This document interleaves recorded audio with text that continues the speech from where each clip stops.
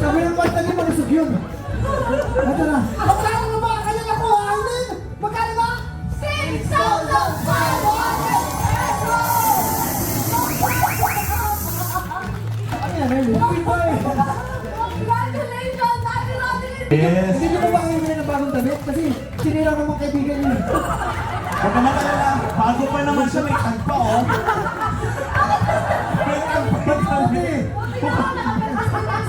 Nay, pero Nay, masaya kami, Nay. Nakakuha ka ng Yes, premyo. yes. Meron ka maiuwi para sa iyong pamilya. Yes! Congratulations, Rodney! Bakit ako? Sinira yung damit ko nila. Bakit ganon?